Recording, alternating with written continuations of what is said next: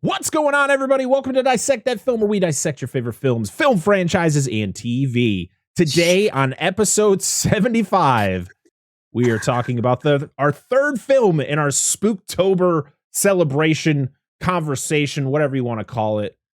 It's my turn. And today, we're talking about the 1999 Tim Burton's Sleepy Hollow. I don't think that's what he considers it, but that's what I'm calling it.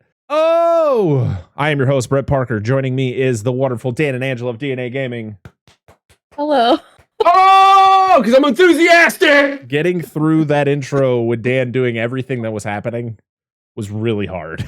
I'm dripping with the enthusiasm. Without breaking. If you were around before all of this, I'm dripping with enthusiasm. I didn't seem it, but I promise. Only because I had to send him some energy.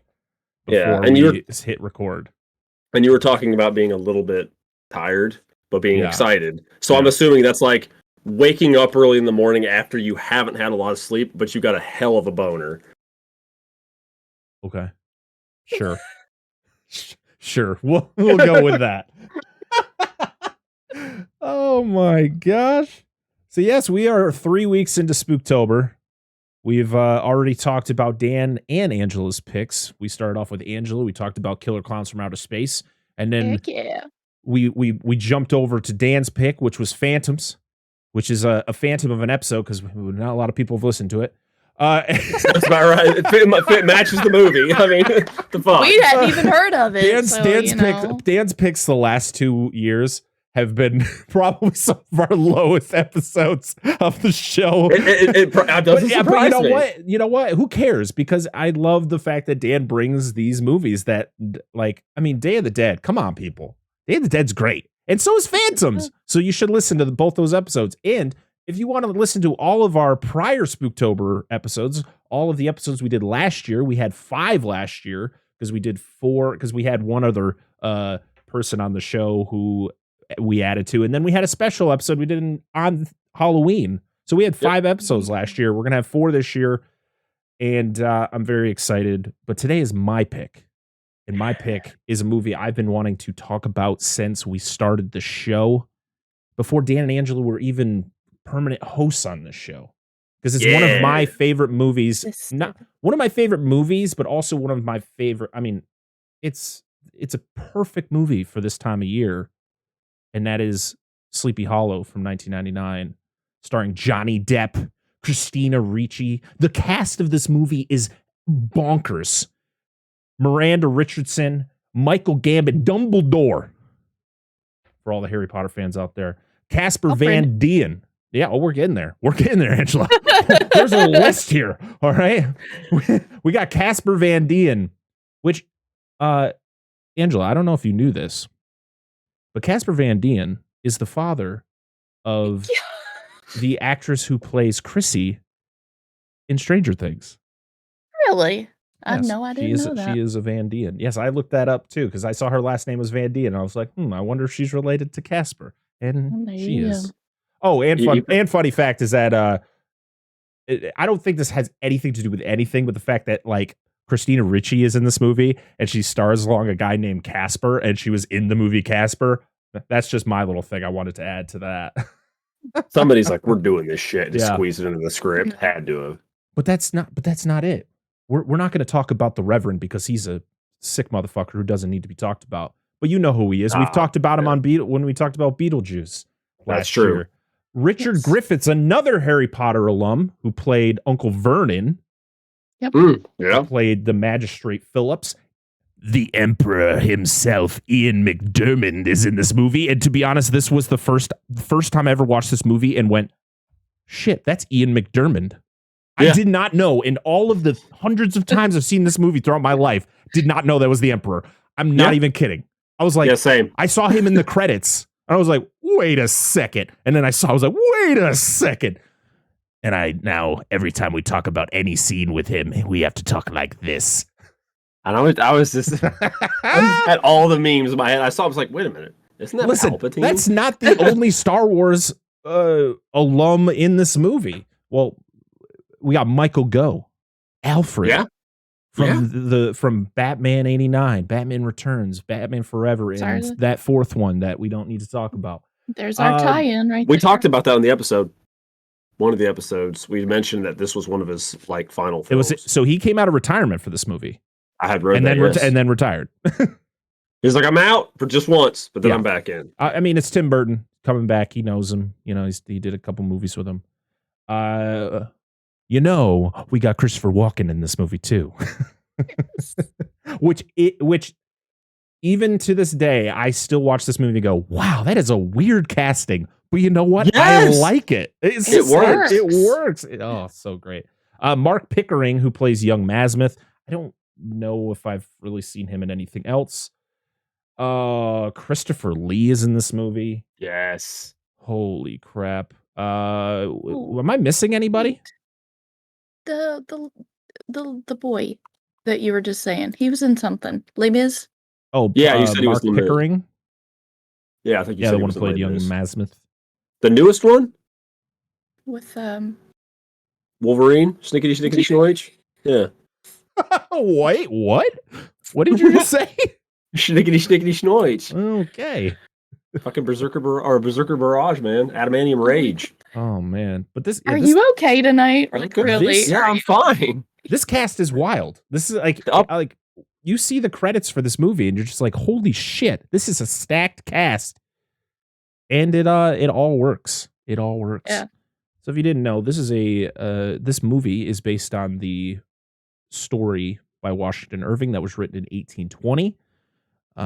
It's a very loose adaptation of that story. It is pretty much, it's the core story, but added with a bunch of spiritual elements and all that. And I like it. I love the original story. I read it a lot as a kid. I remember watching the Disney movie that they did back. I think that movie probably came out way before I was born. I think it was the 60s or 70s when that came out. It's on Disney Plus right now. I actually watched that right before I will rewatch this movie just because it's great. There's actually a reference to that movie in this one. Yep. Along with Mr. Toad, because Mr. Toad and The Legend of Sleepy Hollow were like, it was a combo. Like they both came out at the same time.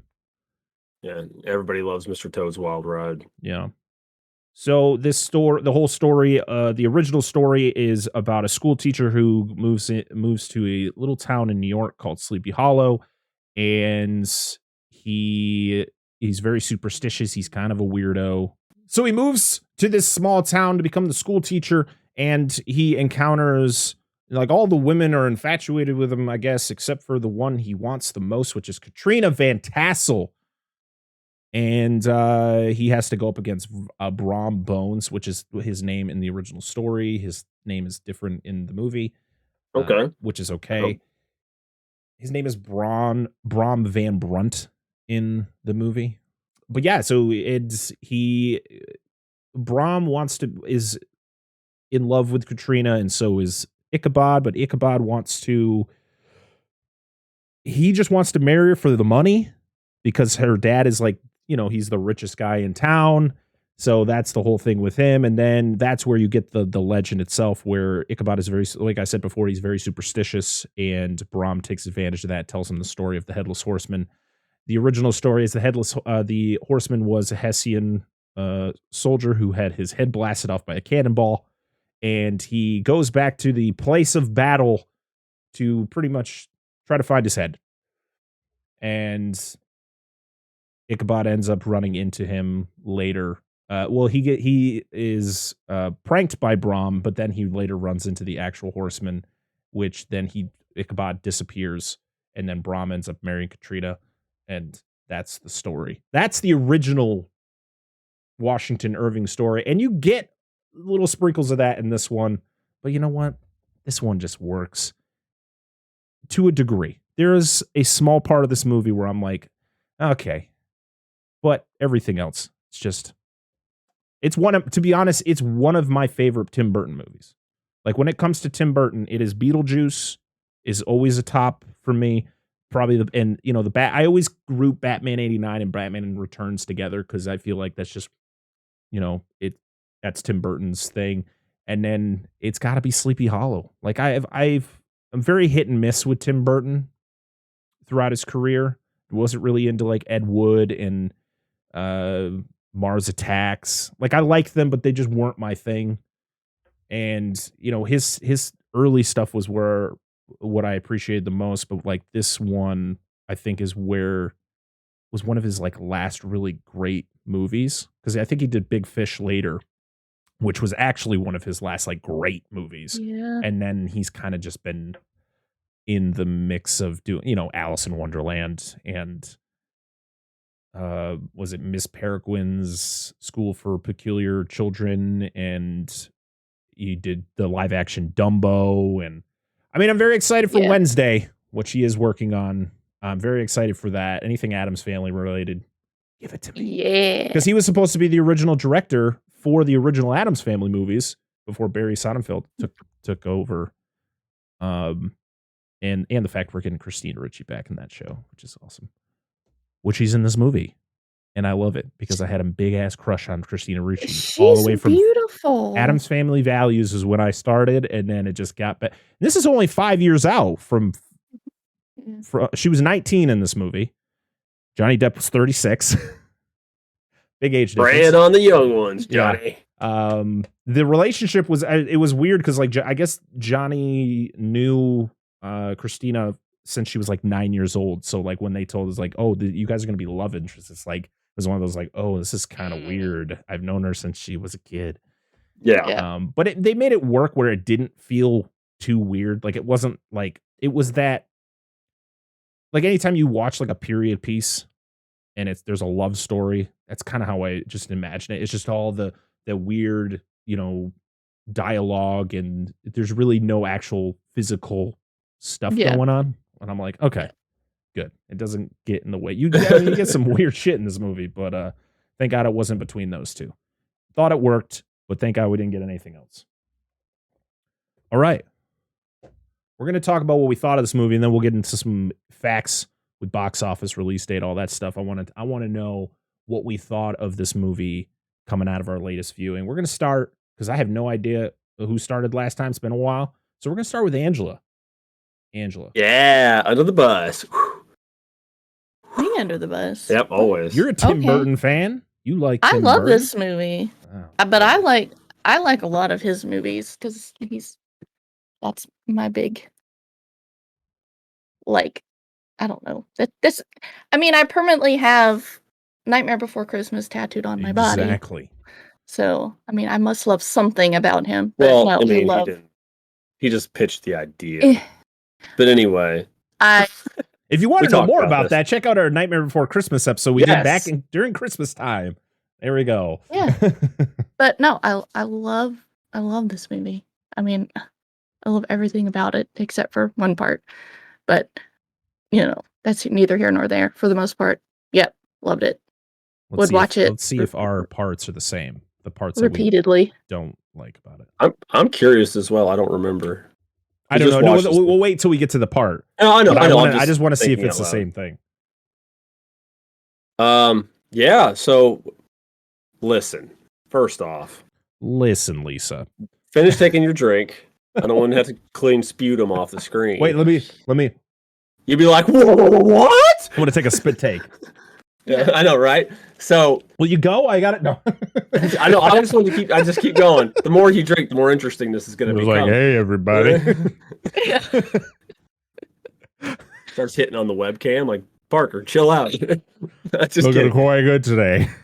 I'm also blind because I just stared into my ring light. Rip. Oh no. So we went into this thinking, man, could we possibly do 3 for 3? Right? Oh, 3 great movies on a roll. And then we had Parker here, fucking it up. Boy, yep, my fault. By making us go 3 for 3. I love this movie. I liked it back in the day. I just want to church it up like I didn't. You had me there for a second, but now I do remember talking like that we wanted to do this movie, and you were very excited about it. So, yes. And I completely forgot when you were talking shit. Or at least pretending to talk shit. This genuinely, I would say this is probably my favorite Tim Burton. And you guys Yeah. know, and the other stuff we've covered is I'm not a big Tim Burton fan. I think he's just not my thing. Like I get the gothic style, but he's just not my stuff. But this movie I liked. I liked this movie a lot. I liked all the characters in it. I didn't realize when I watched it when I was younger just how good the cast was. Of course, I've seen this several times. It's been a while since this most recent viewing.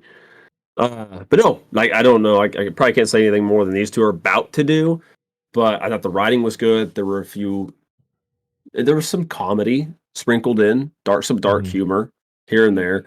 I like Johnny Depp's portrayal. I like Johnny Depp as an actor anyway. I don't know. I just really like the movie. I don't really know of anything like I could point out. I mean, everything fit well. It fit the mythos. I remember watching like you said, the Ichabod Crane. There was the animated one, and there was the Mr. Toad one, and I like the mythos. I know it's not native to New York or even the Americas. The Headless Horseman mythos has existed in other cultures in other parts of the world. Yeah. Whatever. This is just the most prominent one for us, I think. Unless there's another one that I don't know about. Side note, Washington Irving's story is actually just taking from a story he was told as a child. Because he actually lived... So Sleepy Hollow is a real place. It's a real town you can go to. It's actually only like 2 hours from where I live over in New York. Road trip. Washington Irving lived in the town next to it called Tarrytown. And he heard the story about... Because the whole story about the Hessian soldier who lost his head by the cannon, that was actually something that was a legend in those towns before he actually wrote the story. So like Brom just retells the story he was told as a child. So yeah, there was, I mean, it's been, I think they said like early 1700s was like how far back, like at least in North America, the story of a headless horseman. But yeah, the stories about headless people walking around has been around for a long time. Yeah. Even far beyond Washington Irving telling the story. What's the I keep thinking there's a mythical creature that's like that. The Dolahan? Is that a headless horse? It's old. I want to say it's like Greek or it's European. I'll have to look at it. Anyway, I'll have to look it up. I don't remember. But anyway, the point is this movie has aged very well. It's a very good movie and you should watch it if you haven't seen it. 100%. I was going to say, if you didn't say that you liked it, I was going to throw you under the bus. Because when we watched it, you were all like, I love this movie. Yeah, but it was the guys, I was going to get you all hyped and just shoot you down. Like, what the fuck? 180 turn. Like, don't be doing that. I love this movie so much. Yeah, like I said earlier, it's probably one of my favorite movies. Like, it's definitely one of my favorite, spooky time, spooky season movie to watch. It fits the atmosphere of it, how it's always the same fucking color. There's literally no sunshine in this movie. It's just gray and black. I love that the dialogue is kind of old. It's like kind of that old English type thing where it's not, the way we're talking right now. It's kind of a mix between that and like anytime you watch a period piece and they have that very old English type of dialogue, but it's kind of, it kind of reminds me of like a play, like how some of the characters communicate with each other. Why are you laughing at me? Oh, not at you. You're talking about old English. I know this obviously takes place in the United States, but you're like, those period pieces they talk with that British accent. I always think of the Bobbies in all these movies all sound the same, but there's not one in this movie, so I couldn't make the joke. I do have to say though, so Johnny Depp's English accent, his British accent, I should say, it's okay, and we know it gets better when he plays Jack Sparrow in the Pirates movies. And he did a movie, I think the year after, 2 years after, called From Hell, where it was a movie based in London about Jack the Ripper. Where he had the British accent. Oh, we're gonna talk about it. I have it on DVD over there somewhere. I put all my movies on this shelf, guys. They're not on the floor anymore. I wish we would have been a Ford out of them. There's no order to them, but they're up there now. Get up there. No, but like Christina Ricci's British accent is awful in this movie. Like, it's so bad. I think to be honest, I think Miranda is Miranda Richardson British? I think she's actually yeah, she is. She's one of the few actors from this movie that I did not recognize her. Like, it did not click for me. So the only thing I really know about her is that her sister was married to Liam Neeson, and she died in a skiing accident. That's about the amount I know about Miranda Richardson and the Richardson family. I know there was 3 sisters who acted. She was in The Crying Game, which I heard was a good movie. Let's see, she was in the TV show Good Omens, which was an Amazon show. She's been acting for a very long time, but she was definitely somebody that the only thing I really remember her from is this movie. But everybody else is British in this movie. At least that's what I think. Michael Gambon, Casper Van Dien is in, but he doesn't even use a British accent in this movie. He's just straight up using his actual voice. He's just coming down his PTSD from fighting giant insects. So it's just like Starship Troopers. What a fucking great movie. Such good. But yeah, it just hits me every time. It's such a great watch from beginning to end. There's really no parts of this movie that really bore me. Like, there's no parts where you're like, oh, okay, this could have been 10 minutes shorter or whatever. I think it flows. It's only an hour and 45 minutes, and I think it flows perfectly from the time it starts to the time it ends. Yes. Just great performances. I love that the fact that they turned this movie from just your typical ghost story to it's also like a mystery too. Like it's a whodunit type thing. Yeah, like it feels like an Agatha Christie novel, like Murder in the Orient Express or Death on the Nile, like any of those type of stories where it's not just about a dead guy missing his head going around chopping people's heads off, but instead it's also related to like, well, this is going on. This person's linked to this person, and why is this all happening? And it's great. It's something that didn't need to be added, but the fact that they did makes it that much better. Yeah. But overall, I love this movie. I recommend it to anybody, especially when you're looking for something that just fits the mood for a Halloween movie to watch during October. This has to be a must watch.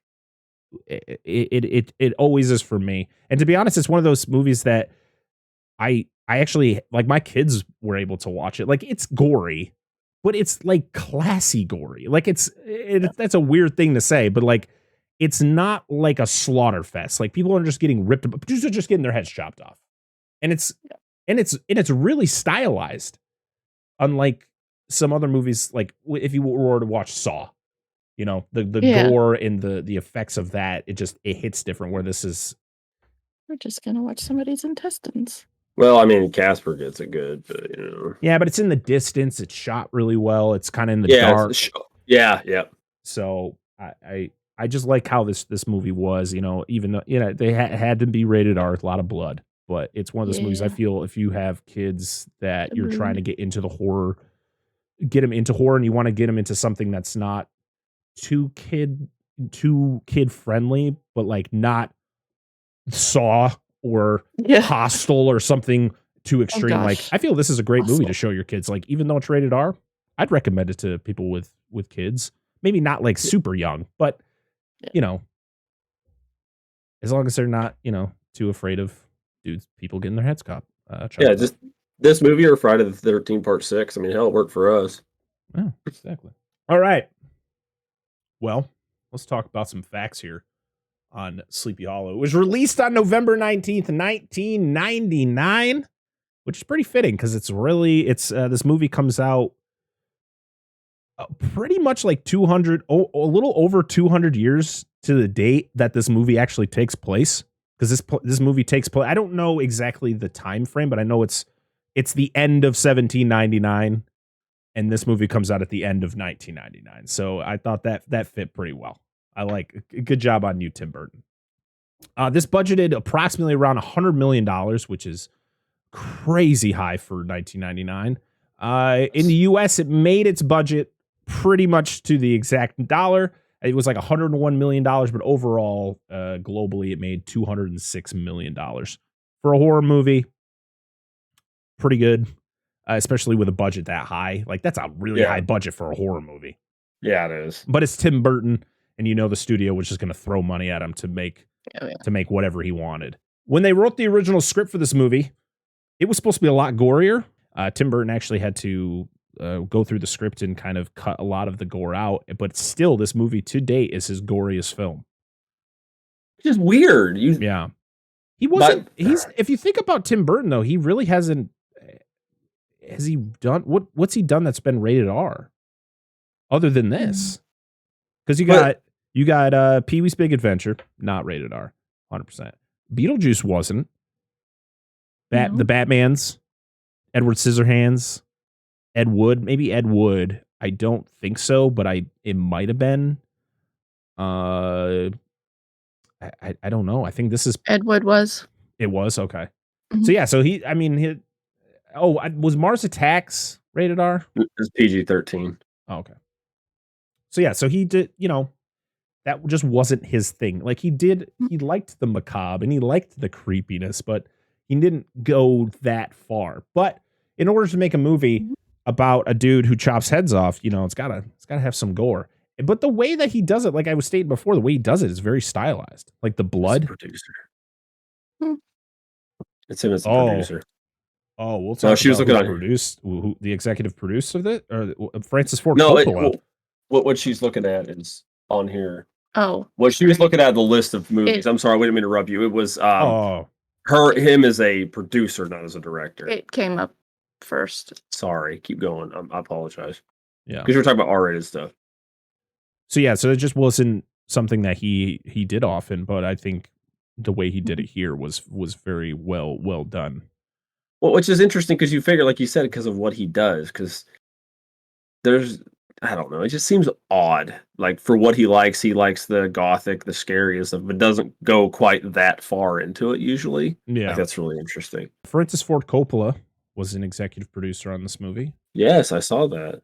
Also, a producer of this movie, and also someone who was in charge of the practical effects of this movie was Kevin Yeager, who was the man who created Chucky. He created the original Chucky doll and helped create him for the first Child's Play movie. It all turns back. I think this is like what was it when we were talking about? Hocus Pocus 2 was written by a guy who also helped produce Child's Play. But so all the practical effects done by Kevin Yeager. The horse, Gunpowder, the horse that Ichabod rides in this movie, was adopted by Johnny Depp because he was told that the horse was going to be put down after filming because it was an older horse. I guess it was. So Johnny Depp said, "No, I'll take him."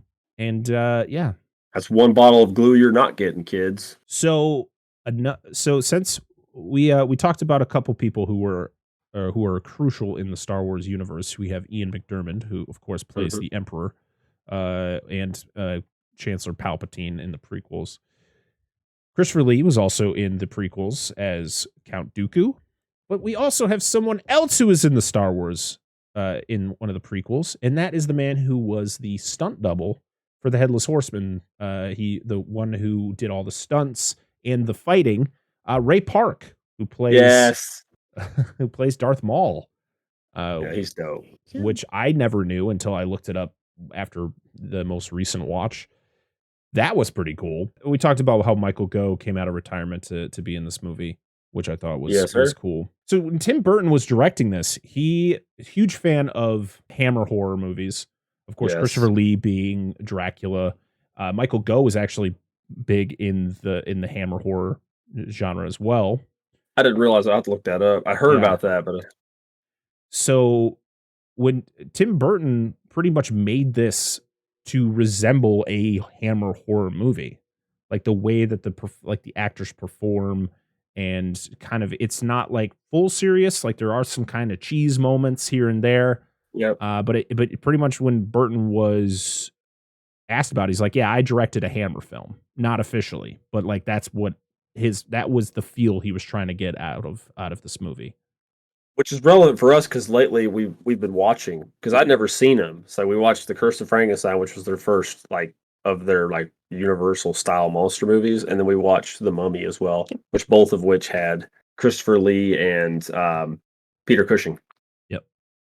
Another Star Wars actor. Exactly. But Johnny Depp actually based his performance as Ichabod Crane on Peter Cushing. Okay. He based it on Peter Cushing and Vincent Price's performances in those Hammer films. Yes. But also that was kind of the only characteristic that he took from the novel version of Ichabod. Because in the book, Ichabod was always described as not being the most attractive person. And Johnny Depp is a pretty attractive man, especially in 1999. So he actually went to Tim Burton and was like, hey, put some prosthetic. I'm down for some prosthetics to kind of, dumb down my look. And he's like, nah, we'll just make it so that your character is got those quirks. So like, of course, he is a detective or an investigator. He's investigating. He's a crime scene investigator, but he's not big into the gore part of it. Like he's very off put up on blood and stuff like that. So that was a cool little touch. I'm glad that they changed it all around. I mean, this whole story is very different from the original story. And so why not change the main character? Do you guys have anything you want to add before we jump into this plot? I think you more than covered it, dude. You have this down to a T. I have nothing else to add to it. We pretty much covered the bullet points I wanted to mention. You got them already. So you got your thing. You good? I'm good. Okay. I'm good. So this movie... I'm still wondering if you're okay. It's rated this movie opens up to a man signing his last will and testament. Mr. Van Garrett. Peter Van Garrett, to be exact. I like this whole opening where it's showing him kind of filling out the will, and then he puts the family crest, and you see the windmill that we see later on in the movie. And it's kind of a staple to anytime you really see any imagery on like classic Sleepy Hollow, the classic Sleepy Hollow story, that windmill is always a thing. So that was cool how they connected that. And Mr. Peter Van Garrett is played by the legendary actor Martin Landau, who was previously in Ed Wood. Before this, he played Bela Lugosi in Ed Wood. Yes, I thought he was familiar. I mean, he's a legend, and he signed this last will and testament because there's something happening. So he is getting the fuck out. And is the driver of this carriage his son, or was this just his driver? Because later on they talk about how his son and Peter and his son died. That would make sense. Because we find out, spoiler alert, everybody, we find out that the horseman is being controlled by somebody, and he's being told through witchcraft who to kill. So that only makes sense that the driver of the carriage is Van Garrett's son. Listen, let's not single down the suspects. We should call brocraft too. So I mean, we can't just say, keep your suspects open. So they ride through a cornfield. You see the first bit of the first Nightmare Before Christmas callback, which is the scarecrow with the pumpkin head. You see it again, of course, when we'll just say like the imagery of him being in the carriage, and you just hear the whoosh by the carriage. You're like, oh shit. And then you don't see anything. You just hear the sword coming out and the whoosh of the head being chopped off. And then, of course, Van Garrett hangs out the window of the carriage and sees the carriage being driven by a headless person, his son. And so he decides he's going to jump out of the carriage. Which I feel that was a huge inconsistency with this movie. What's that? Well, when Van Garrett stuck his head out and the guy didn't have a head, he had a head in the scene before, so I don't know if the editors just missed that or... I said that to my son, and he's like, yeah, this movie's shit. And I was like, no, dude, I'm just kidding. I was like, I'm just being an idiot. Oh, God. That's I'm great. sorry. But my thing Back was... to the washing machine. I'm like, why did he get out of the carriage? Are the horses just going to run into just the trees or something? Like, the horses are going to still follow the path, regardless of who's driving. See, I thought that, because I wondered this. Like, it's I'm assuming, like you said, the horses are just going to keep going. But I wondered, at a time like this, I wonder if that guy even knew how to drive a carriage. Like, if he would actually know how to drive a carriage. Like, I know the horse, I mean, just hypothetically, though, right? It's not like a fucking car these days. Like, hop on in. It's... Just a thought. Yeah. So he hops out of the carriage and he wanders into the cornfield. What's the matter? Why are we laughing? You don't know what I'm talking about, right? What did I do? The fucking sass, dude. I'm telling you. I'm just getting back to the plot. It's just how you do you want this episode to be 3 hours? Because I don't. Okay. The dryer does. I know. It's gonna hate. I'm gonna be like, guys, we need to record this again. No, we can't count this magic. I know. No good. So yeah, he hops out. He's going through the cornfield, and he runs into the pumpkin scarecrow, which is literally the same exact one from Nightmare Before Christmas. And all you hear is something walking up behind him. You hear the sword come out, and then you turn and you see Van Gary get his head cut off, and you see the blood splash on the pumpkin. Love that image. Yeah. And then we venture to New York City, 1799. And the way that crime is handled in New York City in 1799 is barbaric. It doesn't surprise me. Not in the slightest. So we meet Ichabod Crane. He is a constable, which is, I guess, a detective. I guess that's another word for detective, right? A constable? I think a constable is just I don't fucking know. We still have constables here. But I still don't know, like, what they're... I thought they were, like, in with the police force. I thought that. I mean, he is, I guess, but he also wants to investigate the murders. So yeah, I mean, clearly it's not like a common practice at this time too. So he's. But like, I don't know, like, what they can actually do as far as like arresting people or anything like that. Constable, I guess. I don't know. Well, I don't know what they do. It's not the name it. Police things. Investigators investigate. And then you pay 2 mana, tap, sacrifice, and draw a card. No, it's a magic joke. Carry on.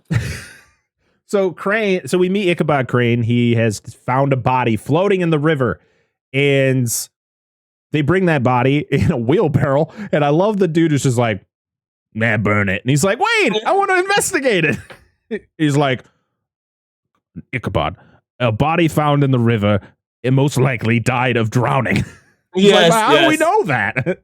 And then I love how they bring the 2 other cops, they bring in another dude, and they're just like, what do we do with him? And he's like, put him in there. And he just throw him in a fucking cage head first. Like, they didn't even know what happened. Like, what happened? Oh, he was coffer burglary. Coffer burglary. Oh, throw him in. Just right in that. Like, nobody gives a shit. That's what I'm talking about. It's like humor. It's like, oh, okay. Oh, it's so funny.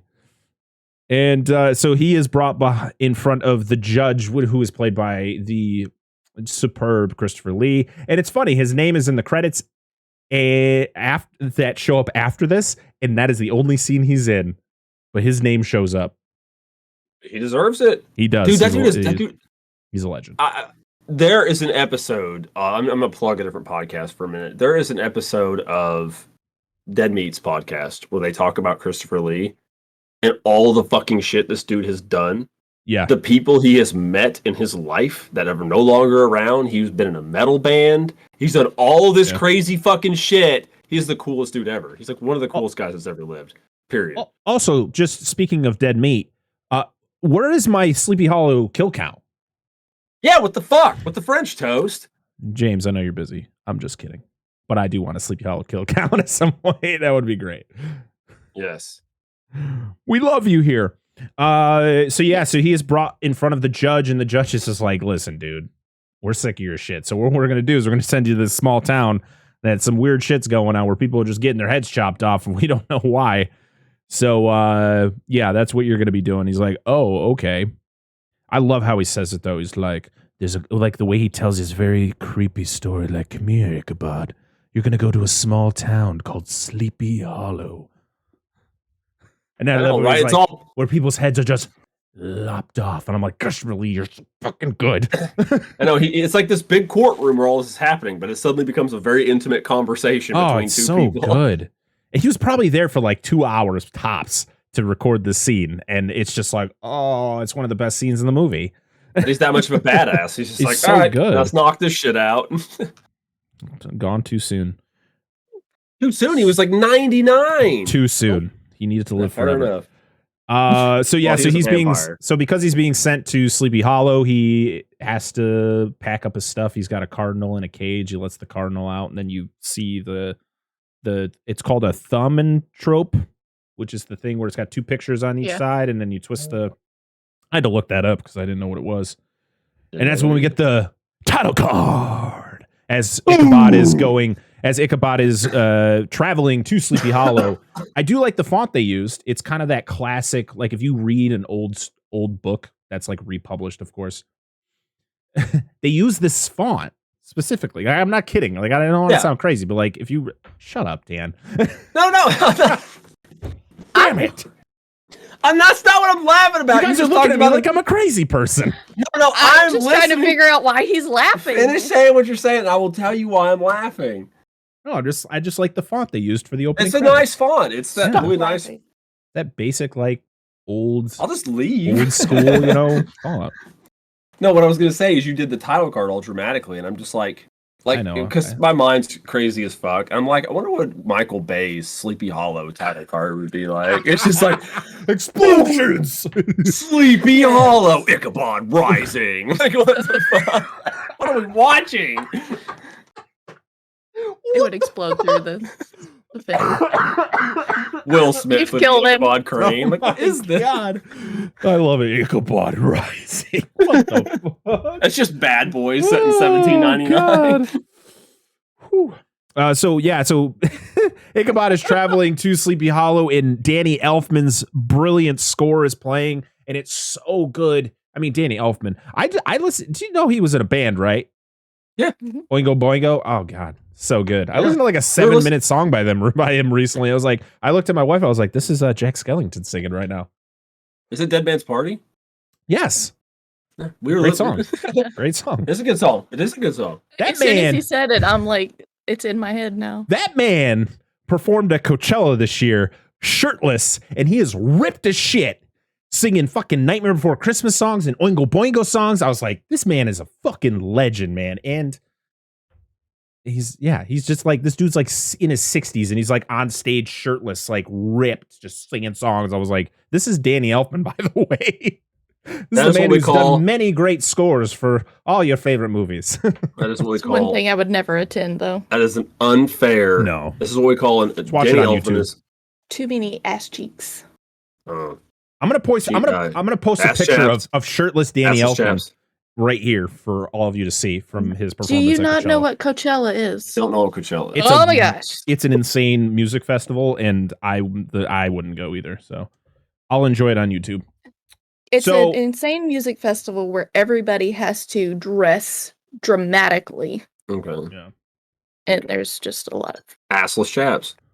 Probably not. 100%. It's just no covering whatsoever. Pretty much assless chaps. Anyways.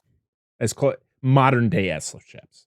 You just take a solo cup and you just tape it to your dick and wear nothing else. Boom. Yeah, and they let you in. There you go. As long as they don't see you're in. Yeah. Yep. So you also discover, like, Ichabod looks at his hand. He's got all those weird markings on his hand. Yeah. I was like, oh, I wonder what that's from. Foreshadowing. Yeah. For probably my least favorite part of this movie. So he then gets dropped off at the town. He's walking through the town, and you get that typical, like, you walk through the town, no one knows you, so everyone's just shutting their shutters and, ooh, we don't know who this is. And he needs to go to the scary looking. No, it's just we don't know who this is. It's not like, the man with no name rolling into town around fucking noon. Like, oh shit, that's Clint Eastwood. Let's pull away. It's just going on now. I'd be like, lock your doors. Clint Eastwood's outside. I know. Exactly. Even at 90, whatever he is, he'd still hurt you. He just rolled up in his Gran Torino. Shut the doors, or we're fucked. Oh no! Let's hope he's not as racist.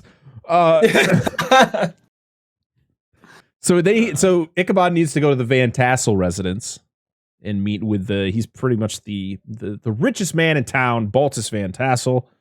He goes into the residence, they're having a party, and that's when you meet Katrina Van Tassel, played by Christina Ricci. They're playing the Wickety Witch. I guess that's the name of the game, but she's blindfolded and she spins around. There's a bunch of men walking around her, and then she grabs a guy and kisses him on the cheek, and boy, does Brahm not like that because she kisses Ichabod on the cheek. How dare she? Yeah, I'm glad just this is- I Oh, was go like, ahead, who go ahead. are you? She says a name, and he's like, no, I'm just a stranger. It's like, oh well, Glad- take a kiss. I'm glad this is 1799 because that whole setup just sounds like the setup of an adult movie. There probably is one. Oh yeah. So We can talk about that at the end. Yes, thank you. that's gonna be just a segment for every episode of the show. It's just a porn related segment. Yep. So he meets Baltus. He meets Lady Van Tassel. Does she have a name, or is she just Lady Van Tassel in this movie? Because I don't recall think her so. name ever being spoken. Nope, it's Nope, Lady Lady Van Fantastic. It's just Lady Van Tassel. Okay. And you meet all of the other elders of the town. You meet the Magistrate Phillips. You meet Reverend. Shit, I can't remember all these names. Steenwick. Yeah. You meet Notary Hardenbrook. Oh boy. Wait a minute. Wasn't Michael Gambon wasn't when he was on an episode of Top Gear and he did the segment star in a reasonably priced car and they had their little Lancia or something or Daewoo and he fucking ramped it over part of the course. This old ass man, it's fucking great. I don't know, it just hit me. Michael Gambon definitely looks like the guy who would do that. He is such a badass. Yeah, so you meet all the elders of the town, and they, Ichabod explains why he's there, and Lady Van Tassel's all about it, and then he meets alone with the elders to talk about what's going on, and Ichabod's trying to use science, but they're like, nah.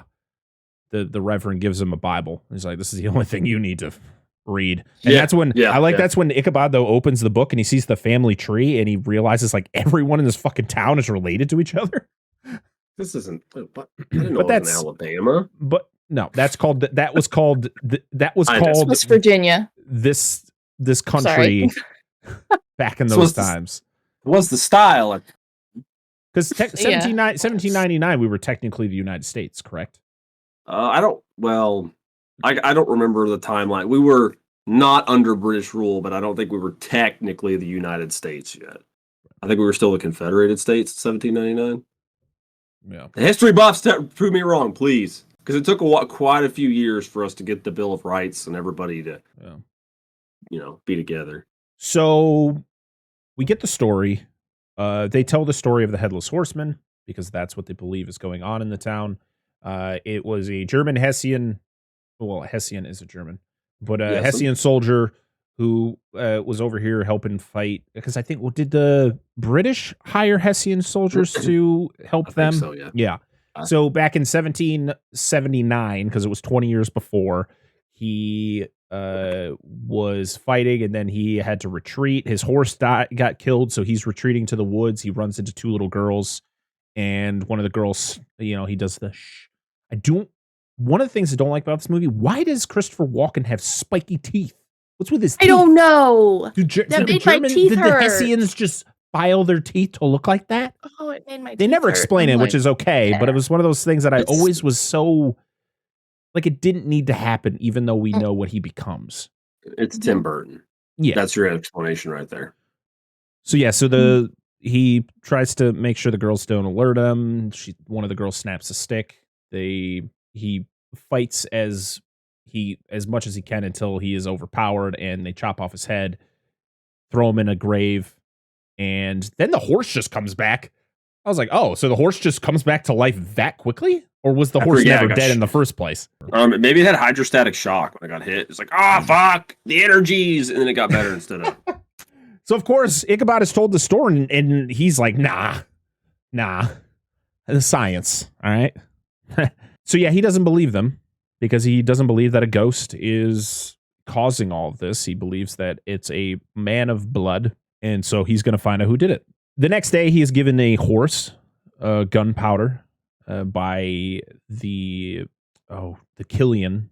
The I can't remember what his first name was, but he was the Mr. Killian. And Gunpowder he's an old steed, you know, he's slow, and you could tell that Ichabod is not much into riding horses because he's very awkward on them. And he's trying to figure everything out until someone yells that the horseman is killed again. Oh wait, I skipped a part, everybody. So it was the guy on watch. So when Ichabod comes into town, he sees that there is somebody going to be in like a little watchtower thing to watch the outskirts of the town. And so we then, after Ichabod has told the story, we cut to him watching, and I just love how everything is shot, where it's like you don't see the horseman, you just hear it.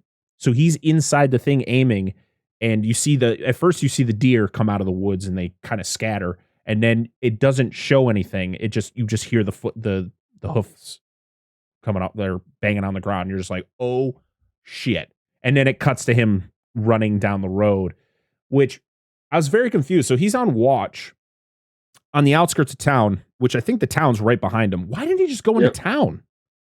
Why is he running into the middle of the woods? Where's he going? I mean, he's running for his life. I mean, he's just trying not to die, but it's great. You never see. So they still want you to believe it's not supernatural. So when it shows the horseman actually riding down the road, and he takes out his sword, you never see from his shoulders up. So you never know that he doesn't have a head. Yeah. And then I love it how he takes his sword out, he puts it out, and then he just one clean swipe, and you just see the head spin off the dude's neck. I was like, God, it's so well done. Fuck. Such a clean cut. Every kill in this movie is fucking great. So the horseman does its thing, and then we cut to Crane getting gunpowder, and then somebody yelling, "The horseman's killed again!" And so they ride off into the woods, and this is where everyone's just crowded around the body, and the body's already kind of like staged because the doctor staged him. I was like, "Did you move the body?" "Yes." "You never move the body." Yeah. "Why?" "Because." Yeah. And that's it. I love that. I just love how scared the doctor is. Like, why? He's working on the rules for the craft. All right, he's so working it. So yeah, he's got to investigate why. So you find out this is Jonathan Masmith, and you realize like the head's not there, and also that's explained when he's told the story of the horseman. The fact that like none of the heads were ever found; it was just the bodies. So the head's gone. Yeah. And he's got to investigate. He's kind of stating a lot of obvious facts that all the guys are like, "Yeah, we know. We're telling you. Like, we know what's going on here." Because he talks about the fact that it's whatever has cut the people's heads off is like hottest, like it's super hot. Yeah. Because it's a clean cut, and it like pretty much cauterizes it. Yeah, there's like no blood. Yep. And yeah, then we cut to the funeral, and that's when you meet young Masmith. I don't think he had a first name, did he? He was just young Masmith throughout the movie. Let's find out. Yep.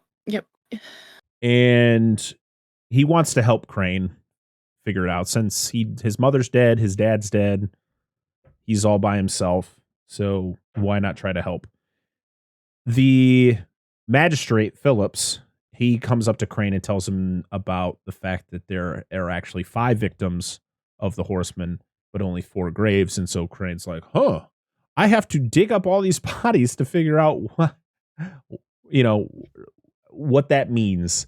So of course it's Masmith, it's the 2 Van Garretts, the widow Winship, which you find more about her later. Who's the 5th body? Oh no, and then you find out later what all that means. Yeah.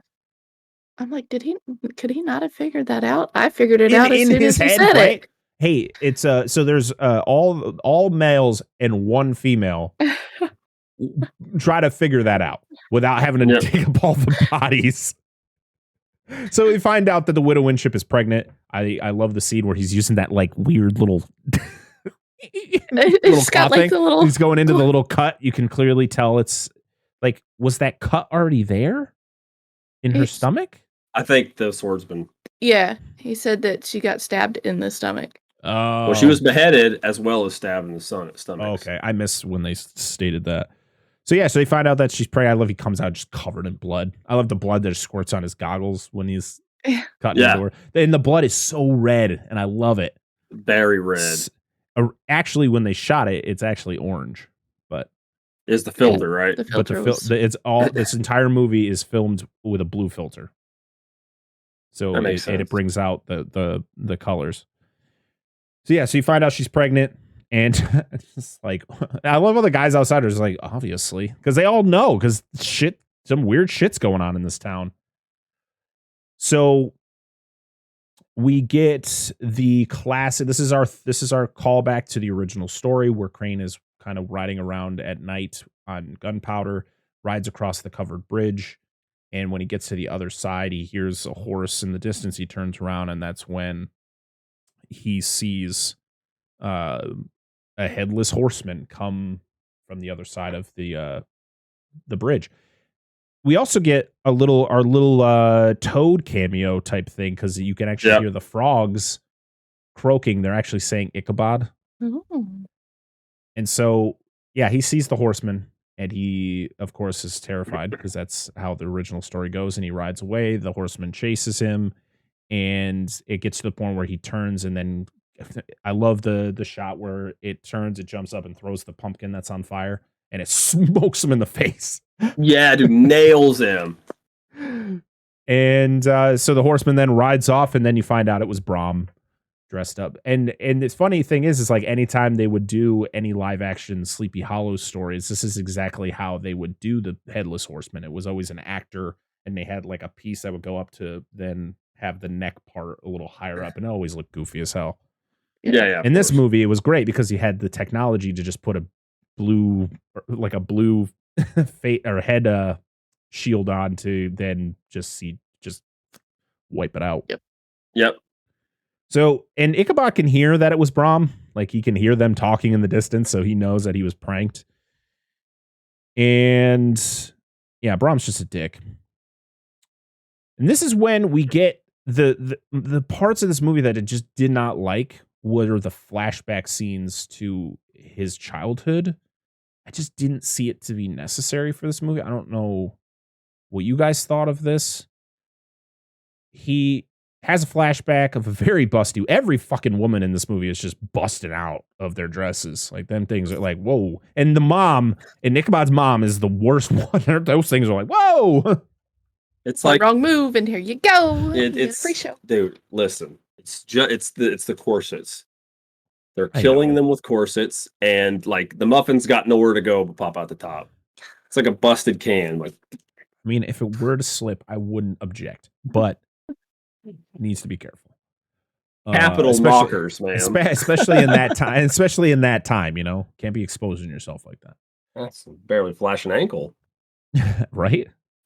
But you can show off your boobies.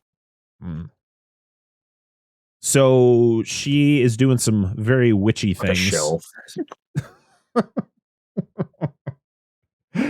She's doing some witchy things, and that's when Ichabod is introduced to the thermotrope, or whatever the hell that thing's called, the thing we were talking about earlier. Yeah. He wakes up, and Katrina talks to Crane about her mom, and that her stepmom, this is another weird fucking fact, her stepmom was her mom's nurse. Like, okay, there, Baltus, yeah, whore. So Sleepy Hollow, and also the fact that like Ichabod was like, so yeah, pretty much everyone here is related. All right. He's like, yeah, it's a small town. Yeah. Oh yeah, the whole thing starts out, he walks in on her and she's reading a book, but she hides it, and you later find out it's a book about witchcraft because she doesn't want him to find out that she practices witchcraft. My brother is also my uncle. Oh Lord. So Crane and Katrina, they ride to her old school. I guess it's her old school, house. but also it was her house, but also she was taught. I was confused at first, but then I realized it was her old house. And she shows him the mark of the archer in the back of the fireplace, and he gives her the cardinal thing, the thermit Now eat this bird. No, I'm sorry, what? And she gives him a book. And he's like, thanks. I'm going to put it in my pocket for safe keepings. And so I don't die later in this movie. Plot device. Yeah. So this is when Crane is riding through town and he sees that there's some stuff going on in one of the buildings between all the elders, and the magistrate leaves in a hurry. And Crane ends up meeting him in the middle of a fucking field on a hill. Yeah. It's like, where are you going? It's going to be a secret. And he's talking to the magistrate about, the fact that the widow was pregnant and who's the father. And he's like, I swore to secrecy. But then you hear noises in the distance. You hear there's always lightning that strikes before the horseman shows up every time in this movie. So you hear the cracking of the thunder and lightning, and then out of the fog comes the horseman. I love the magistrate trying to just run up the hill, and he is larger man, so it's not working out well for him. Yeah. And it whooshes by Crane, slices Philip's head off, and it rolls in between Crane's legs, and it turns around and then just kebabs it and rides back into the woods, and Crane passes out. Johnny Depp's very good at passing out in this movie. He does it a lot. He faints a lot. And of course, practice. He wakes up, and he, of course, Baltus and Katrina, and I think Lady Van Tassel might have been there as well. But he's going off about the fact that the horseman is real. Like, he's seen it, and they're like, "Yeah, we know. We told you. Like, this is why you're here. We told." No, I seen it. Yeah, I love that scene. I saw it. Like, yes, we explained this to you. Like, it's so good. It was a horseman, and it didn't have a head. It's like, yes, we know. It's a great scene. I like it. It's so good.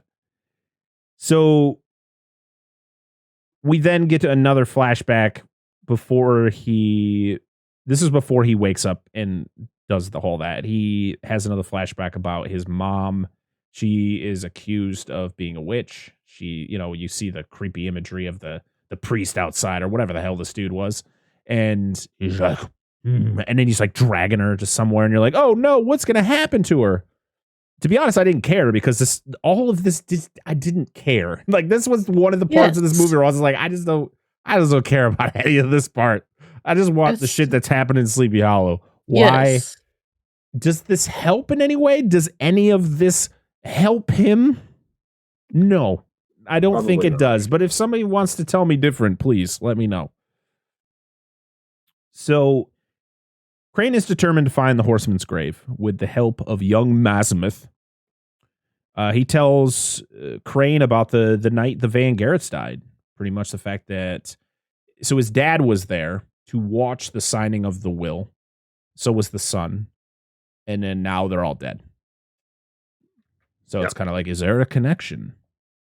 As they're searching for the grave, they go to the witch because they run into Katrina after they run into the witch. So they go to the witch's cave and they ask about the horseman and where it rests. And she brings Crane to like another room, and then she straps herself in and then turns into a monster and tells him everything. I love this makeup. I love the way she looks. It's creepy as fuck. And I love also the voice that's used for it as well. And I just love how she just like passes out though. Like, she tells her thing and there's like, I was like, does she die? Like, yeah, right. I remember watching this like a long time ago, but like, does she die? But then you find out that she dies a different way later on. It's so funny. So yeah, she tells him with a horseman. It's I can't remember exactly what she says, but it's at the base of the tree, the tree of the dead. I think that's what that tree was called. Yeah. Yeah, because they're all like, how will we know what it looks like? We'll know. You'll know. Oh, you'll know. I'm like, okay. So this is when they want to run into Katrina, and they have kind of they look like they're about to kiss. And then Mazimuth was like, hey guys, sorry to cockblock here, but you might want to see this. And they're like, all right. Way to go, dude. Probably would have been weird anyways. So they find the tree of the dead, and it bleeds a lot. Yes. I love the scene where he's hacking into it with the axe and it's just blood just spraying all over his face. And they're back there just like, yeah, you're good. Keep going. You're doing a great job. He's all like, yeah, and he's like pulling the sound when he's pulling the bark off. It's like, it's like, it's not what bark sounds like when you rip it off a tree. No. And as soon as he pulls one off, all the heads, they fall down. Like, when you're playing one of those, you put a quarter in the thing and it dispenses something, and like after a while it like all like falls back into place again. That's what this looked like. All the heads just like, all right, central. We got to be the center shot. And then just comes. Go ahead. Oh, I just want to say that one of the heads in the front is young Matt Smith's dad's head. Like that was one of the. I was like, oh no, and he just seems like, well, this is terrifying. And that's my dad. Just imagine like the Headless Horseman just putting in just like punching these fucking heads up into this tree. Like, go up there, damn it! Like you could feed him from the top. He's like, no, this is the only way. It's those the dispensers where it only comes out one way, and like you have to have like a key or whatever to get to the top. So you like push it up and then push whatever. Oh yeah, it's like a hopper kind of. Yeah, like. But I know what you're saying. Just gonna like push them up and then just did this here. I love the design of the Tree of the Dead. It looks like a monster. It kind of resembles, like you think about it, it kind of resembles like the sandworm, like the way that the sandworm looks, because it's got the very narrow snout and it's got the tongue in the middle, which I thought was always a really cool design. So yeah, as they find the heads, they find out that this is kind of a portal for the Horseman between, I guess, hell is where he resides until he's called upon. Just Detroit. Yep, they find the sword. Just Detroit. Poor Detroit. We're sorry, Detroit. We don't mean to talk shit about you. I'm not talking shit about you. He is. Yep. We're never going to get Dead Meat on here. You know they're from there, right? Yeah, absolutely. They're never going to come on our show if we keep talking shit about Detroit. It was really cool. They used to make badass fucking cars there, but whatever. So they find the grave. Crane digs it up, and the head's gone. And he's like, well, this could be the problem. And as all that's happening, you hear commotion in the tree, and then you see the Horseman emerge from it. And I was like, this is such a cool fucking shot. Yeah. And it's one of those things where he emerges in it. Like, if you're seeing this for the first time, you're like, oh shit, he's going to attack them, right? And he doesn't. He goes off. And you're like, oh, okay. So this is weird. So I guess he's killing people until his head is returned to him. The Horseman attack. This is so the Horseman is going to the Killian's house. So the guy who gave Crane gunpowder. And this is probably the saddest part of this movie. Like this part, literally, this sucks. Like this is one of the worst kills, or the whole thing just sucks. It's a really cool scene though, where the Horseman emerges into, like, it busts through the door and it splits it right down the middle. Yeah. And you get the fight between the Horseman and Mr. Killian, and it doesn't go well for him. He gets his head lopped off. The mother puts the child under the floor, and she just kind of cowers in the corner until her head comes off. And this kid is so little, and you hear, of course, you don't see her head get chopped off, but you just hear the head hit the floor and roll, and the eyes just stare down at him as he's down there. And I'm like, oh my God. And then you're like, okay, please don't kill the kid.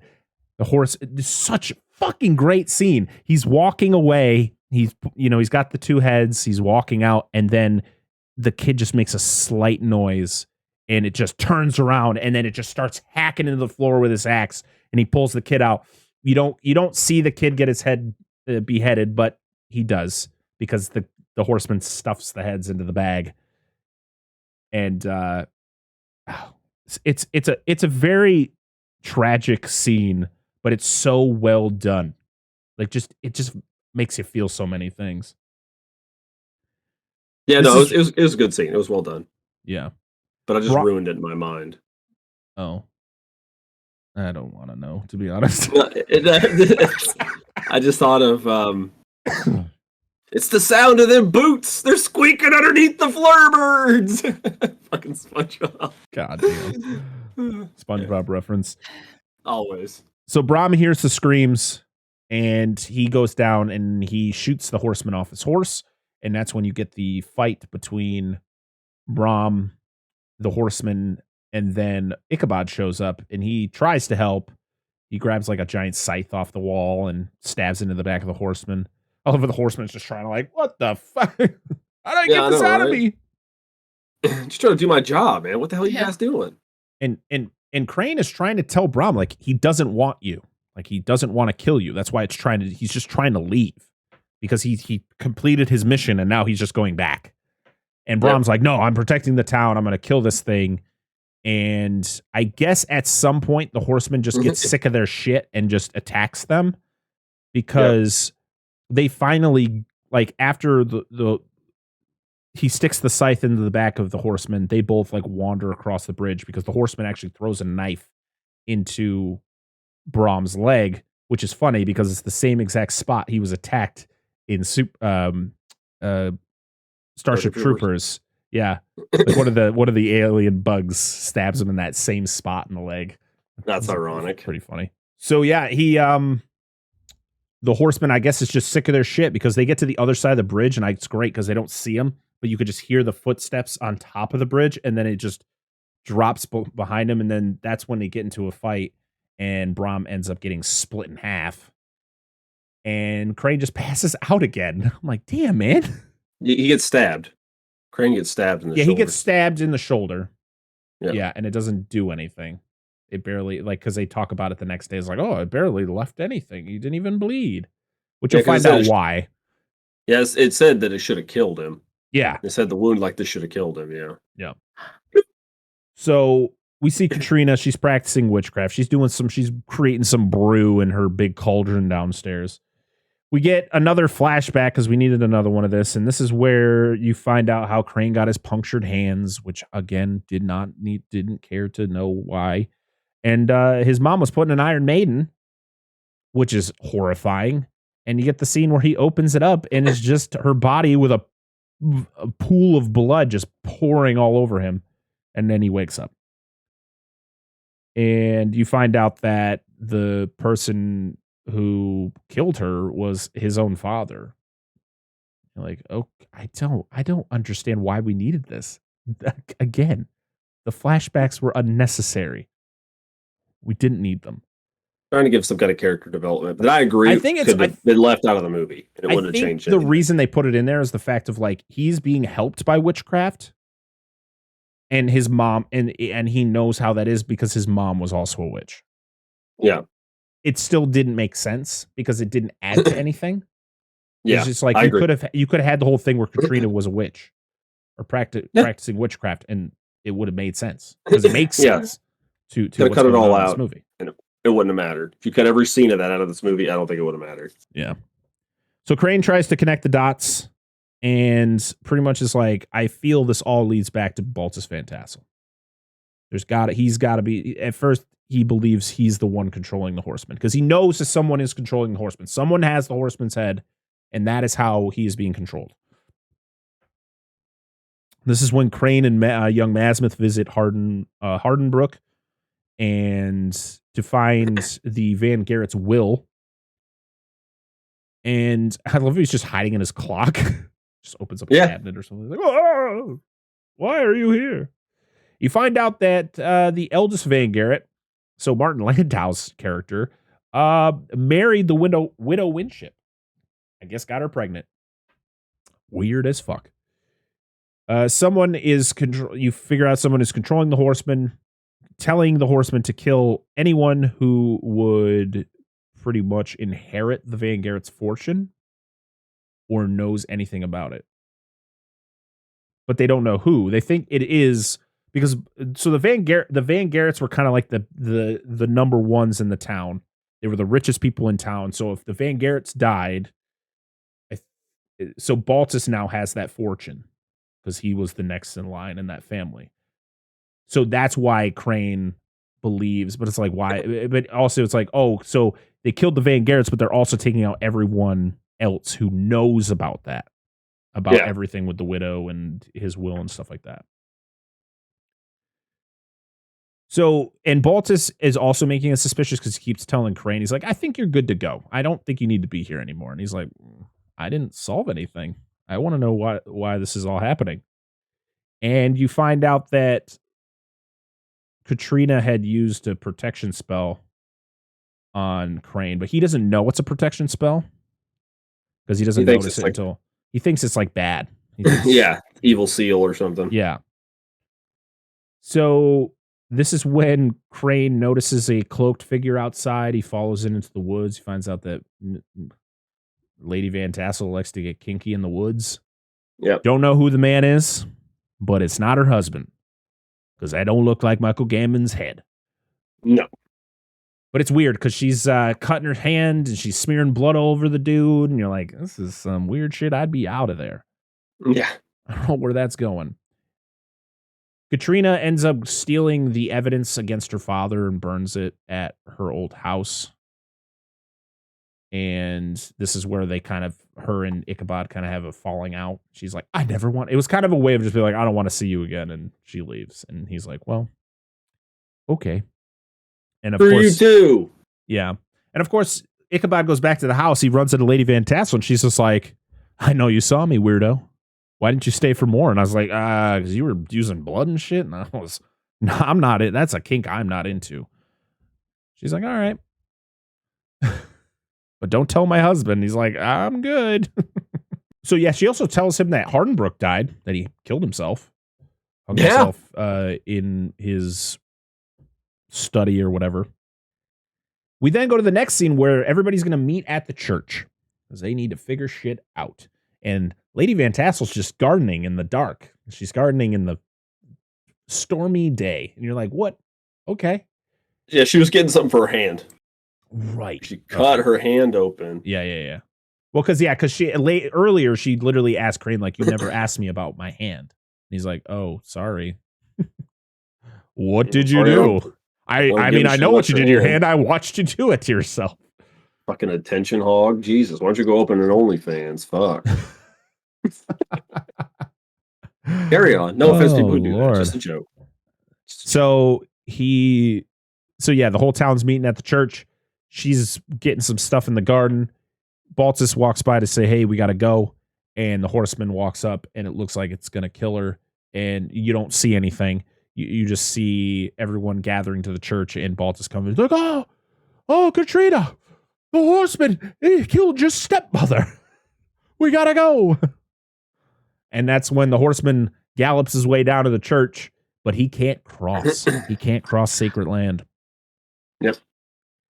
And the elders turn on each other. They talk, the fact that the doctor confesses the fact that, like, he confesses something, and fucking the reverend just smokes him with a giant wooden cross, which I guess Ian McDiarmid actually got hit on accident and actually had to be sent to the hospital during filming. Really? Yeah. He got thunked good. Yeah, he got thunked, and then of course he shoots the reverend as he gets hit. And then of course everyone is turning on Baltus because they all think that he is the one behind it all. And this is when the horseman comes up with a smart plan. He's like, I can't cross, but I'm going to come up with a cool little contraption. And he breaks off a post, ties a rope to it, and fucking throws a perfect shot right through the fucking chest of Baltus Van Tassel. And I just love his, and then he just fucking gets yoinked out the window. I was like, this scene rocks, man. See, he gets I pulled. thought that was. Oh, go ahead. Oh, go ahead. I thought that was cool because he throws his axe in and it dissolves like on the holy ground. Yes. Yep. And he has to actually take a fence post of the church to do this. I was like, all right. It's so good. Clever. And he pulls him far enough so that his head is on the outside of the fence, and that's when he chops it off. Yep. It's funny because Michael Gambon, he actually asked if he could have his severed head so that he could bring it to parties and stuff. Oh yeah, dude! If I was in a movie where I was like, you're going to be decapitated, I'd be like, I'm keeping that. Oh, and I would have it displayed back there. You just see my severed head. If I remember correctly, the guy who played Vic in Friday the 13th Part 8 that got his head punched off, he kept his head. I mean, I would want to. Was that the one on the roof? Yeah, he gets his head punched off. The only good part of that fucking terrible movie? Yeah, absolutely. Apparently, he kept his head, his prop head. That's so cool. I would 100% do that. 100%. Oh, yeah. So yeah, he's gone. And then this is the time where Katrina passes out, and Ichabod notices that there's another mark on the floor of the church, and this is when it gets into Ichabod's head. It's like, okay, I think Katrina's the one that's behind this. It wasn't Baltus, because Baltus wouldn't have been killed by the horseman if it was him. Yep. So because he believes it was Katrina, he's like, I'm out of here. I don't want to be any part of this anymore. So he leaves. And as he's passing the like operating house, like where he did the operation before to find out the widow was pregnant, he notices Lady Van Tassel's arm hanging out of the coffin, and the mark on her hand looks funky. So he's like, all right, maybe that's just nothing. And then that's when he takes the book out and he's looking at it, and he finds out that the mark that Katrina had put on the floor was actually a protection spell. So he's like, well, it can't be her then. So he has to go back to the house with the bodies. He investigates the bodies and discovers that it's not Lady Van Tassel's hand. And it's not her body. So, go ahead. I was going to say, because he realizes that there's no clotting.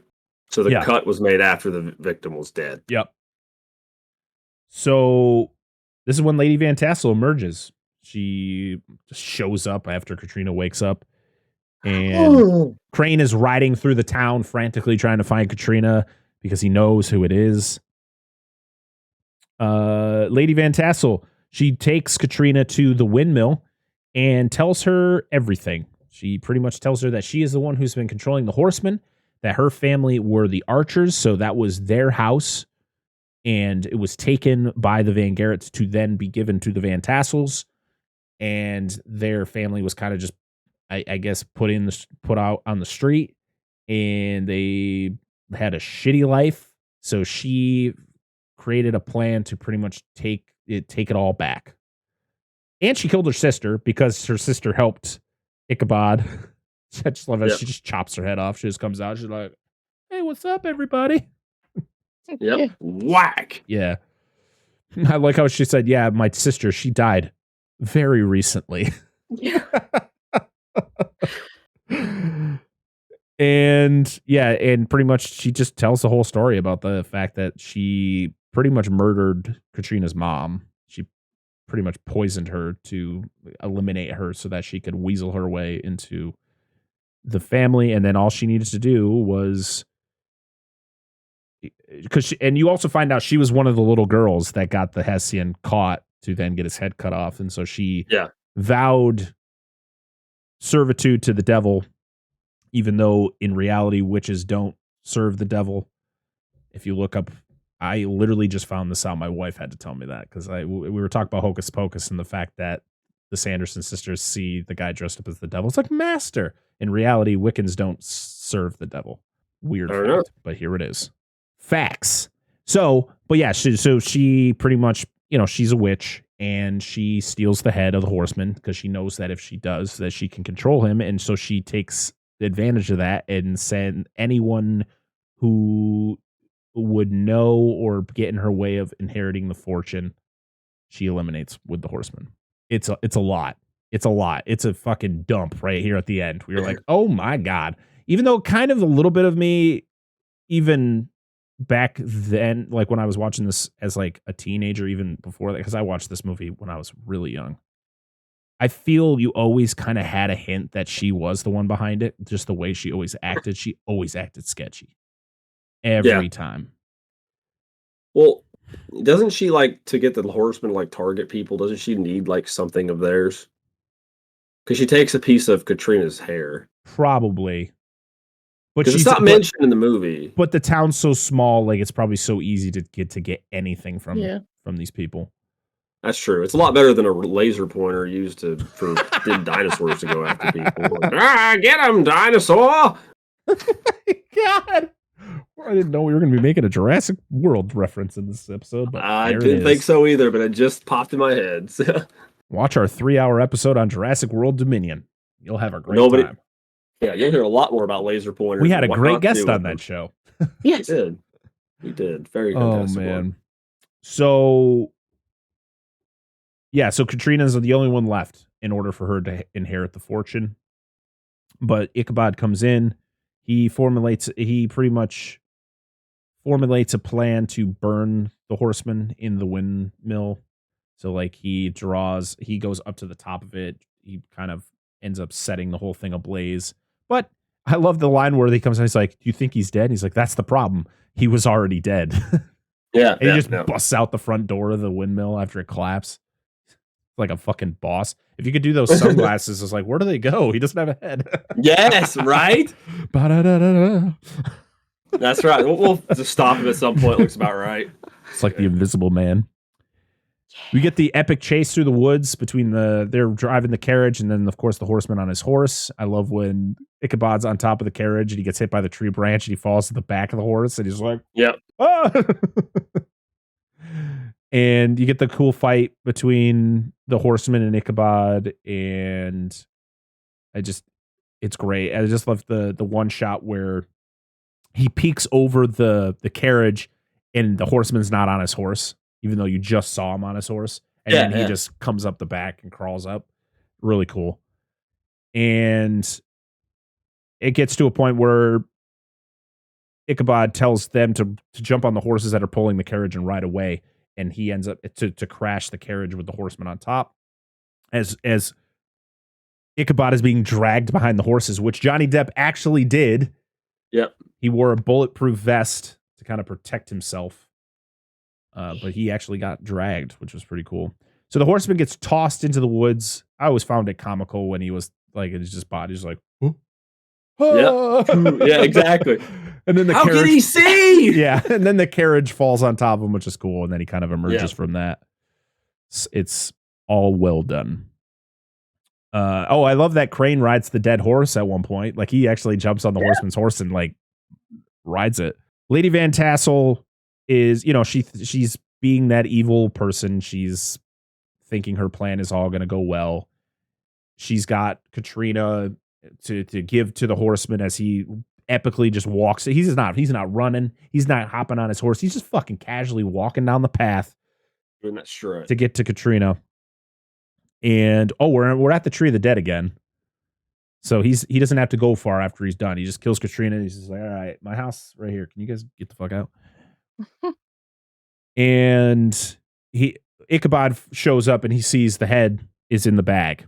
So he goes to get it and he gets into a tussle with Lady Van Tassel until young Masmith hits her over the head with a giant fucking log. Just knocks her the fuck out. It's a free real estate. Oh Lord. I love this scene does make me laugh. It is very comical where it's always that scene where it's like, oh, what's gonna happen? It's very slow. He raises the sword and he's like, horseman, your head, and then just tosses it, and the horseman just catches it so casually. Oh, this scene with him regrowing his head is so great, but it's also hilarious because there's a part where, like, he's in pain because it's growing back, but then there's one scene where he dips down, he comes back, and it's like a fucking cartoon. It's like, yeah, exactly. It's kind of reminds me of, like, I feel like that's a shout out to Beetlejuice. Yeah, like just that one shot. Oh, it's so great. And of course, he comes back as Christopher Walken, and he does not say a word in this movie. He has no lines of dialogue. It's all grunting. Which is hilarious. I think it was more the fact is, like, I think it would have taken me out if he actually said anything. And he's supposed to be German, so would he even speak English? Christopher, just don't say anything, please. Don't speak. So he gets his head back, and he is going to go back to hell, I guess, wherever the hell he resides. And he's going to take Lady Van Tassel with him. And before he does, though, he gives her a beautiful kiss. And by that, I think he rips her fucking tongue out. It's great. That's fair. I just love when she wakes up on his lap and she's just like, oh fuck. Yeah. You're ugly. And then Christopher Walken hits her with the sexy eyes. Yeah, he's like, you like these baby blues and these spiky teeth? That's right. And yeah, and then they jump. I love it. They jump into the tree. It's very bloody, and then her arm just hangs out. And they're just like, yeah, we gotta get the fuck out of this place. This town sucks. Let's get out of here. So yeah, they go back to New York City, and Katrina's dress is an homage to Beetlejuice. It's the same pattern as Beetlejuice's suit. Yes. Another callback, which I appreciate it. And it's a new century. I'm like, oh, just in time for a new century, and it is 1800 New York City. And he talks about what was the line? He was like, the Bronx are up and something is down. I guess that's lines from New York, New York. Oh, is it? Yeah, I didn't know that. Okay, fair enough. Yeah, I could get that. That is Sleepy Hollow. God damn, that movie's so good. And I'm so happy we finally got to talk about it. Such good. Such good. Such good. I really would love a 4K release of this movie. I don't think it has one. At least I haven't seen one. I know it does have a Blu-ray release, which I might snag at some point because I own this on digital in 1080, but I also have this awesome DVD that I bought like from 2000, so a year after it came out. It's great. But I need a 4K release along with Phantoms. We need our 4Ks. Please. Yes. Do we have any final thoughts on Sleepy Hollow before we get into our final thoughts of just the entire show as a whole? Do you want to share with the class what you're laughing about? So I was trying to think, what would be the porn name for boy. Sleepy Hollow? So I had to wait. We have to have a theme song for this. Porn names with Dan. All right. That's right. There you go. I'm down with that. That's fine. So I couldn't think of one. I was like, it's like what, hopping on the Hessian, bareback with the Hessian, whatever. I couldn't think of like anything with Sleepy Hollow. Anything. Sleeping in the hollow. Huh? Nothing. I said Floppy Hollow. Floppy Hollow. Okay. I couldn't think of anything, so I had to Google it. I was like, is there a porn parody of Sleepy Hollow? Like, I'm just like looking through, and it's just like Sleepy Hollow porn parody, all this stuff. Jesus Christ. And the name emerged at like X amount of results down. It was Sloppy Hollow. And I was like, thank you, internet. Not a specifically great name, but kudos. I gotta remember. I gotta make a note to like remember a porn name for every movie we do. Every movie we do, we're gonna have the segment at the end called "Porn Names with Dan." Please, you gotta make a note of that because I can't. I gotta remember. I don't think we did in our last one. Well, before we move on to our final, I can't remember. Before we move on to our end of show ramblings, we did ask Twitter. Excuse me, the beer is coming up now. Your thoughts on Sleepy Hollow, and we got. I posted it 3 hours before we started recording this, and we got quite a few responses. And I want to thank everyone who responded because it is. I love this part of the show. So our first comment is from Rudy5453, my good friend Chris. He says, I grew up close to where this story is rooted in Kinderhook, New York. My first introduction to the character was through the Disney short, and this movie was very Burton-esque and drastic departure from that. As a suspense movie, it's okay. I prefer the old version or even the TV show. Okay, I can appreciate it. I can appreciate if you don't find this as enjoyable as I do. But I mean, it's definitely cool to kind of be familiar with that story, especially if you've lived. I mean, growing up in near where it's rooted. That's really cool. I know we've had this conversation before, Chris, about this movie. The next one is from An American Werewolf in New Jersey. It says that one. Yeah, that was one of my show's Halloween picks last year. A solid selection.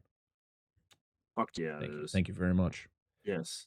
Our buddy Darren from Nostalgia Cast commented, A gothic, stylish throwback to the Hammer films of the 70s. A fun homage to Disney's Legend of Sleepy Hollow with added gore. It's fun, great fun for 7/8 of its runtime until it's revealed via overlong dialoguing that it's really a 70s conspiracy thriller at heart. You know what? I appreciate that's what they did. And I appreciate your comment, Darren. Thank you so much. Make sure to check out, like I said, make sure to check out our Jurassic World Dominion episode. 3 hours of us talking Jurassic World Dominion with Darren from Nostalgia Cast. And also make sure to check out his show because he just released a new episode on Rounders. Fucking great movie. It's one of my favorite movies. Can't wait to listen. Oreos. Always remember the fucking Oreos. And Snogan pierogies. Our next comment is from Cinema Trip Reviews. Always really enjoyed this one and feel like it should be talked about more when it comes to some of Burton's best, because it is one of Burton's best. So I to be honest, I've seen a lot of people, and our next comment actually relates to the fact that I've seen a lot of podcasts actually are covering this movie where I haven't really heard a lot of people talk about it. I know Dead Meat's done a podcast on Sleepy Hollow, which I haven't listened to, but and I will very soon. But the fact of, like, I'm seeing a lot of podcasts I listen to that are coming out with episodes about this movie, and I'm like, fuck yeah, more people need to talk about this movie because it's fucking great. Yep. The next comment was from Wheel of Horror Podcast, who says, Hops Geek Booze, I guess Hops Geek Booze went onto the Wheel of Horror Podcast to cover this movie, which will probably be out the same day as ours. So you get two podcasts covering Sleepy Hollow this Friday. So make sure to go check out Wheel of Horror Podcast. Yes. Wherever you listen to podcasts. They run an amazing show, and their episodes are about 30 minutes long. So, you know, you can, it's not like ours that are like 3 hours long. That's fair. They get to the point. No, but he said, kidding. Great movie. Thank you for commenting. And our last one is from Diabolical Evil Schemes Done Better, or at Diabolical Pod. It says, one of Burton's best storytelling and stellar ensemble, all giving pitch perfect performances. Why was that a tongue twister? Thank you, Diabolical, for that comment. Wow. All right. Well, that was fun, guys. Thank you. Mm-hmm.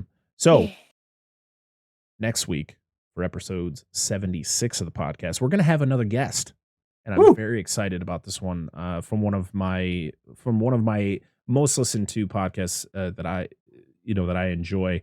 We're going to have Dustin from the Baron's Hideout podcast on the show to talk about a little movie called House of the Devil. Jeez, I almost forgot the name of the movie. The House of the Devil, which is an early Ty West movie. Ty West, if you know, is the one who's behind X and Pearl that came out this year. Two huge movies in the horror genre. So I'm very excited to finally I don't think I've seen a single Ty West movie. So this is going to be my first time. And I've heard great things about this movie. I know it's on Shudder. So if you have Shudder, you can watch this, or it's on Amazon, I think, for like $20 on Blu-ray. Probably will. But yeah, I'm very excited to have Dustin on the show.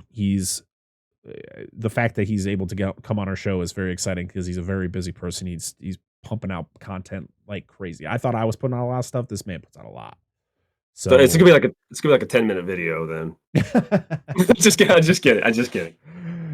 And and just make sure, if you haven't, when this comes out, we've already released. I did a review on Smile with Boomer from Podcast in the Woods. And then Thursday, so yesterday, you get another 3-episode week, because yesterday I talked about Chucky at season 2, episode 2. And then you get this. A lot of Dissect That Film coming at you.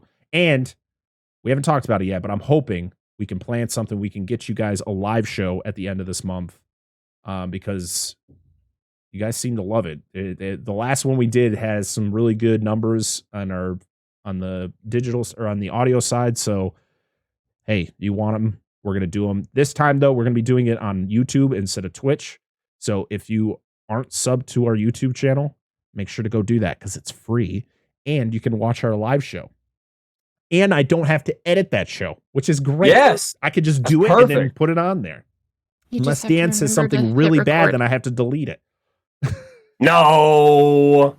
I'm probably still going to record it anyways. Also, I have to figure out how to connect or how to set all that streaming stuff up through YouTube, because I It's not too bad. I remember. I don't remember it being too difficult. Nah, it should be fine. I've streamed on YouTube before. Other than that, you guys have anything you guys want to talk about before we hop out of here? I don't think so. Off the top of my head, no. I'm just excited for what we're doing next. I've never seen this House of the Devil or what have you. I'm not familiar with it. It's gonna be a lot of fun having another guest on. I'm trying to get some more guests on. Like I said, I did a review with Boomer from Podcast in the Woods earlier this week. We're actually gonna have him back on the show very, very soon to talk about a movie that we've talked about a sequel to on this show, but not this one. Interesting. So very, very excited to get in. Hopefully, we want to bring people that have been on the show back, and we want to bring on new people. There's a lot of podcasts out there I listen to, and I want to bring, variety of people on. It's a lot of work. We're going to get it done. We're going to get you guys all the content we can muster out. I got some ideas for a future Patreon. Like the Patreon might be coming sooner than you think. As soon as I can figure out how to get, like I was talking about in last week's Chucky episode, where actually I really want to do a commentary track on all the Chucky episodes from season 1, while season 2 is going. I just have to figure out how the fuck to get that onto my computer so that we can all do that. Fair enough. Damn it! Why didn't you give me a digital code, man? Whatever. Mm-hmm. All right, before I go on too much of a rambling, make sure to follow Dissect That Film on Instagram, Twitter, and TikTok, or just go down to our LINKTREE, click the link, and it'll bring you to wherever you need to. All of the podcast services we're on, our YouTube channel, all that fun stuff. DNA Gaming, all their links are going to be down in the description. Down here, along with my personal links, which I don't do much with, but they're there anyways. This was a lot of fun, guys. It was good then. I'm sad it's over.